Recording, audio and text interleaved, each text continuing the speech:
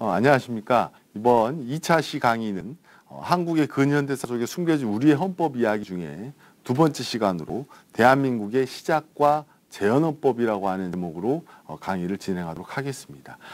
첫째 시간에 말씀드린 것처럼 헌법이라고 하는 이 법은 모든 국가에서 그 나라의 역사가 온전히 다 들어 있습니다. 그 나라의 역사를 보면 그 나라의 헌법의 내용이 대충 유추될 정도로 굉장히 중요한 역사적인 연관성이 있는데요.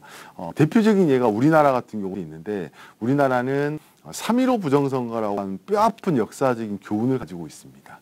그리고 그 3.15 부정선거의 핵심이 바로 공무원과 군인이 중심이 돼서 3.15 부정선거를 치렀었고, 그런 역사적 교훈을 통해서 전 세계에도 없는 우리나라만의 선거관리위원회라고 하는 독립적인 헌법기관이 우리 헌법에는 들어 있습니다. 그리고 군인의 정치적 중립성, 공무원의 정치적 중립성도 세계 어느 나라에도 규정되어 있지 않지만 우리나라 헌법에는 그게 헌법으로 명문화되어 있습니다. 이것이 바로 헌법과 역사의 밀접한 관련이라고 볼 수 있는데요. 그 내용과 관련해서 이제 본격적으로 한국 헌법이 해방 이후에 만들어졌던 이 재헌헌법을 알기 위해서 한국의 가장 근대사인 일제시대와 그 비스무리한 시점부터의 한국의 역사를 간단하게 살펴보고 본격적으로 이러한 역사적인 배경을 가지고 우리 한국헌법이 만들어지게 된 내용을 설명을 드리면서 한국헌법을 하나씩 뜯어서 설명을 드리도록 하겠습니다. 그래서 오늘은 이번 시간에는 들어가며라고 하는 내용을 가지고 하고, 두 번째는 이 갑오경장 이후의 한국 근현대사, 그리고 세 번째 장에서 8.15 해방 이후의 한국 근현대사, 마지막으로 결론을 대신하여 라고 하는 내용을 통해서 이 한국 헌법이 만들어지는, 즉 건국헌법 직전까지의 한국의 역사와, 그리고 이러한 역사적인 사실 때문에 우리의 건국헌법이 만들어질 수밖에 없었던 이 역사적인 필연성을 설명을 좀 드리도록 하겠습니다. 이거는 바로 아까 1차 강의에 말씀드렸던 대한민국 헌법의 구성 중에 하나인 전문과 130개 본문 6개의 부칙 중에 그 첫 번째 헌법 전문입니다. 이 헌법 전문은 우리 한국 헌법을 최초에 만들었던 우리의 선조들이 후손들에게 남겨주는 편지의 형식으로 이렇게 되어 있습니다. 보시면 유구한 역사와 전통이 빛나는 우리 대한국민은 3.1운동으로 대한민국 임시정부, 불의에 한가한 4.19 민주이념, 평화적 통일, 민족의 단결, 자유민주적 기본질서, 기회의 균등, 자유와 권리, 책임과 의무, 그리고 세계평화, 인류공영, 그리고 국민투표라고 하는 이 편지글로 되어 있는데, 이 헌법 전문 안에 대한민국의 역사가 고스란히 들어 있습니다. 그래서 이 헌법 전문만 읽어봐도 참 대한민국은 참 이 파란만장한 역사를 지내왔겠구나라고 하는 그 유추가 될 정도로 한국의 역사가 집약되어 있는 것을 우리는 알 수가 있습니다. 그래서 한국 헌법을 이해하고 우리 헌법을 잘 지켜서 보다 나은 대한민국으로 만들기 위해서는 한국의 근대사와 현대사 속에 숨은 우리의 헌법 이야기를 찾아서 기억하고 있어야 될 이유가 있는 것입니다. 그 대한민국이 헌법이 그리고 있는 헌법의 가치를 제가 정리를 좀 해놨습니다. 대한민국 헌법은요, 여러 가지 역사적인 교훈을 통해서 국민주권의 나라를 만들었고, 민주주의를 만들었고, 법치국가의 개념을 만들었고, 사회국가, 그리고 문화국가, 국제평화주의라고 하는 이 개념들이, 즉 이념들이 한국 헌법에 들어갈 수밖에 없는 상황인 것입니다. 그러면 이런 것들이 어떻게 들어가게 됐는지와 관련된 이야기를 좀 들어볼 텐데요. 갑오경장 이후의 한국 근현대사. 통상적으로 우리가 이제 이 갑오경장을 기점으로 일본의 한국 침략이 본격화되는 시기라고 보통 역사학자들이 이야기를 합니다. 그래서 갑오경장 때부터 일본의 하나씩 움직임이 결국은 한일합병이라고 하는 역사적 비극으로 흘러가게 되는 이제 그 결과를 가져오게 되는데요. 한번 살펴보시면 먼저 1894년에 김홍집이라고 하는 사람이 대각을 만들고 갑오경장이라고 하는 운동을 펼치게 됩니다. 그래서 이 갑오경장을 통해서 한국, 즉 그때 당시 조선시대였던 이 조선시대를 보다 현대화시키고 근대화시키려고 하는 움직임을 이 김홍집이라고 하는 사람이 시작을 하게 됩니다. 근데 이제 거기에 사실은 한국이 근대화되고 현대화된다라고 하는 것에 위기의식을 느낀 일본이 소위 말하는 만행을 저지르게 됩니다. 왜냐하면 이때만 해도 대한민국, 즉 조선은요, 양반과 상놈으로 계급이 나뉘어 있었고, 양반들은 한복 입고 에헴 하고 다니고 이랬던 시절이었습니다. 근데 이런 한국이 근대화된다라고 하는 것에 대해서 일본이 굉장히 위기의식을 느꼈고, 이 위기의식을 타파하려고 1895년에 이 김홍집이라고 하는 사람의 내각 총수의 뒤편에 있었던 이 명성황후를 시해하면서 일제가 우리는 이렇게 무서운 사람이니 조선 함부로 움직이지 마 라고 하는 메시지를 던져주게 됩니다. 그래서 1895년에 을미사변이 일어나서 명성황후가 시해가 되는 사건이 이루어지고, 이 시해 사건을 통해서 명성황후에 의해서 힘을 얻고 있었던 김홍집 내각이 실패로 돌아갑니다. 그러면서 한국을, 조선시대를 근대화시키고 현대화시키려고 했던 이 갑오경장은 결국은 실패로 돌아가게 됩니다. 이 갑오경장이 실패하고 명성황후가 시해되니까 그때 당시 조선시대 왕이었던 고종은 이제 두려운 거예요. 아니, 한나라의 황후도 죽였는데 왕이도 못 죽였느냐 라고 하는 이 극도의 공포에 휩싸여서 1896년에 우리 수도인 한성을 버리고 고종이 러시아 공관으로 피난을 가는 아간파천이 일어납니다. 그런데 아간파천이 일어났는데 이 아간파천을 통해서 일본은 이제 이것들 그냥 두면 안 되겠나라고 하는 인식을 갖게 되고, 고종은 수도인 한성을 버리고 갔기 때문에 피를 토하는 심정으로 러시아 공관으로 몸을 피신합니다. 그러면서 1년 동안 고종은 이를 갈고 뼈를 깎는 심정으로 조선의 미래를 그리게 되는 겁니다. 그리고 1년 후에 드디어 고종이 1897년에 수도인 한성으로 다시 황궁을 하게 됩니다. 그러면서 황궁을 하면서 발표했던 것이, 이제부터 조선은 나는 왕이 아닌 황제라 칭하겠다. 그리고 이제부터 연호는 광무이다. 그리고 조선이 아닌 대한제국을 국호로 쓰겠다라고 하는 선언을 하게 됩니다. 그러면서 1900년 6월부터 본격적인 조선의 근대화, 조선의 현대화라고 하는 광무개혁운동이 일어나게 됩니다.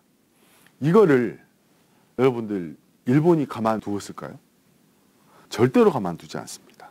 이 광무개혁이 일어나니까 일본이 그 고문경찰 시대를 드디어 이룹니다. 우리 조선시대 곳곳에 있었던, 즉 고종 말에 한국의 곳곳에 있었던 고문경찰의 시대가 열리고, 그 이야기는 일본이 다시 우리 조선에 영향을 미치는 시대가 되었다고 하는 이야기가 되는 겁니다. 그러면서 드디어 일본이 1910년도에 약 8년의 그 스물스물 한국을 갉아먹는 역사를 시작하더니 드디어 1910년에 한일합병을 일으키고 무단 통치의 시대, 즉 헌병경찰의 시대가 열리는 겁니다. 그러면서 이 조선의 민족을 핍박하고 조선의 말을 말살하고 조선의 문화를 말살하는 정책들을 펴나가면서 조선 국민들을 편가르고 하는 운동들을 하게 됩니다. 그리고 이런 이 역사적인 핍박 속에서 드디어 한국이 1919년 3월 1일 날 3.1운동이라고 하는 역사적인 광복운동을 펼치기 시작합니다. 그러면서 이 3.1운동을 통해서 한국을 점령하고 있었던 일본이 약간 그 공포스러움을 느낍니다. 이거 조선 것들 우리가 말도 말살하고 문화도 말살했는데 이것들이 어떻게 다시 나라를 되찾겠다 운동을 하지? 이런 순간적인 좀 공포감을 느끼고 무단 헌병경찰의 시대를 종료하고 외형상 보통 경찰의 시대로 넘어갑니다. 소위 말하는 순사라고 하는 시절로 돌아가는데 외형상으로는 헌병 경찰에서 일반 경찰의 시대로 넘어왔지만 오히려 일제는 더 악랄한 움직임을 통해서 대한민국을 말살시키기 시작합니다. 그리고 이런 역사적인 과정을 거쳐서 드디어 대한민국이 1945년 8월 15일 날 해방을 맞게 됩니다. 근데 뭐 너무 잘 아시겠지만 한국의 해방은 안타깝게도 우리의 자주적인 운동으로 해방이 된 게 아니었습니다. 제2차 세계대전을 일으켰던 일본을 미국이 더 이상 놔둘 수 없어서 일본의 히로시마와 나가사키에 원자폭탄을 투하하고 그 원폭에 의해서 일본이 항복을 선언하게 되면서 그 항복이라고 하는 의사표시에 의해서 한국이 해방을 맞게 되는데, 그래서 이 한국 해방을 자주적인 독립을 이루지 못했던 첫 번째 아쉬운 사건이 바로 1945년 8월 15일의 해방이었습니다. 해방이라는 기쁨이 있었지만 이게 우리의 힘으로 자주적으로 해방이 된 게 아니었습니다. 그리고 이 자주적인 해방이 아니었다는 역사적 비극이 이때부터 이제 시작을 하게 되는 겁니다. 그러면서 이제 8.15 해방 이후에 한국의 근현대사, 즉 이제 건국과 6.25 재헌헌법 이런 것들을 좀 살펴볼 텐데요. 8.15 해방 이후에 한국 근현대사 살펴보시면 아까 말씀드린 것처럼 한국의 해방은 자주적인 해방이 아니었습니다. 미군의 또는 연합군의 원자폭탄 투하로 인해서 일본이 항복을 하고 일본의 패망이 한국의 해방으로 이루어졌는데, 그러다 보니 한국이 해방은 됐는데 아무 준비가 되어 있지 않았습니다. 그러다 보니 소위 말하는 공산주의를 따르려고 하는 좌익과 민주주의를 따르려고 하는 우익 세력 간의 피나는 전쟁이, 내전이 서울 시내 한복판에 일어나게 됩니다. 그리고 온 대한민국 전체가 좌익이냐 우익이냐 뭐 일제 앞잡이었냐 아니었냐 이걸 엄청 시끄러웠어요. 그러다 보니까 드디어 이제 미국이 결정을 합니다. 너희 한국 이렇게 하면 안 되겠다라고 해서 1945년부터 1948년 9월 2일까지 미군정이 들어오고 미군정기가 시작이 됩니다. 근데 이제 뭐 아실 수도 있겠지만 일본의 히로시마하고 나가사키에 원자폭탄을 투하했던 그때 당시 미국군의 장교는 나중에 6.25 때 한국을 도와준 메가더 장군이 일본의 히로시마와 나가사키 원자폭탄 투하했던 장군이 바로 메가더 장군이었습니다. 그 인연이 돼서 한국 전쟁에 참여해서 인천 상륙 작전을 하게 된 거고요. 그러면서 이 미 군정기에 한국에 들어온 장군은 누구였냐면 아놀드라고 하는 장군이 미군 총괄로 대한민국의 넘버원으로 대한민국에 들어와서 한국을 지배하게 됩니다. 근데 아놀드 장군이 이제 미국에서 한국으로 들어왔는데 이거 반드시 일제 잔재를 청산해야 된다라고 하는 의식은 아놀드 장군이 가지고 있었습니다. 근데 이제 한국이 준비가 안 돼 있는 상태에서 해방이 되다 보니 좌익과 우익이 피나는 전쟁들, 뭐 저기 드라마 이런 데 소개가 됐지만 그 소위 말하는 장군의 아들로 불리는 김두한, 그리고 김두한의 친구였던 이정재, 그리고 김두한의 거지 친구였던 이 정진영을 비롯한 좌익, 그리고 김두한을 비롯한 우익 또는 뭐 정치깡패 이런 것들이 사실 그때 등장을 하게 된 겁니다. 그래서 야노즈 장군이 안 되겠으니까 미 군정 포고령 1호를 발표를 하는데요. 그 미 군정 포고령 1호 안에 한국의 비극의 역사가 시작이 된 겁니다. 그 1호가 바로 모든 관료는 현직을 유지한다였습니다. 경찰, 군인, 공무원. 그러다 보니까 사실은 일제 잔재를 청산할 수 있는 절호의 기회였지만 한국의 어수선한 상황에서 미군 총사령관이었던 아놀드 장군의 모든 현직 관료는 현직을 유지한다라고 하는 포고령을 내리면서 일제의 앞잡이 역할을 했었던 공무원, 경찰, 군인 이런 모든 사람들이 그대로 한국의 공무원이 되게 된 겁니다. 사실 이게 우리 한국의 첫 아픈 역사였어요. 이때 아마 일제 잔재가 청산이 됐다면 아마 한국 역사 완전히 달라졌을 겁니다. 그랬다면 박정희 대통령이 될 수도 없었어요. 왜냐하면 그때 당시에 일본의 사관학교를 다녔었기 때문에. 그래서 아무튼 이 첫 비극이 이때 시작이 됐고요. 그러다가 이제 뭐 겨우겨우 이승만 정권이 들어서게 됩니다. 그리고 이승만 정권이 들어서서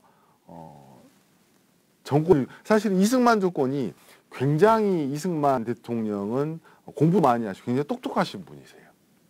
그럼에도 불구하고 그 밑에서 함께 그 이승만 정권을 운영했던 이기붕 부통령과 뭐 여러분들이 아시는 이정재 이런 애들을 통해서 3.15 부정선거가 이루어지고 그리고 이 부정선거 이후에 쿠데타가 일어나고 박정희 정부가 들어서고 1.21 사태라고 불리는 김신조가 박정희의 목을 따로 청와대까지 들어오는 김신조 사건이 일어나고 그리고 곧바로 74년도에 조총련의 문세광에 의해서 유경수 여사가 피격이 되는 이런 역사적인 그 슬픈 역사가 쭉 이어져 오고 있다. 그리고 이 흐름 속에서 한국이 드디어 대한민국이 만들어지고 대한민국의 헌법이 드디어 만들어지면서 재헌헌법 그리고 대한민국의 첫 걸음이 시작이 되게 되는 겁니다.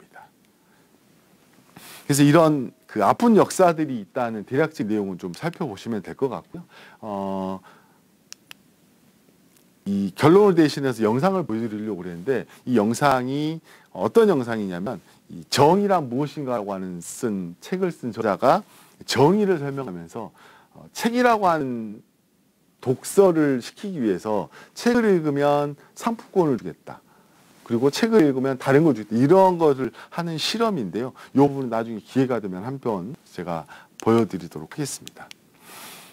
이제 여기까지 해서 사실은 대한민국이 시작되는 그 시점까지 우리는 걸어왔습니다.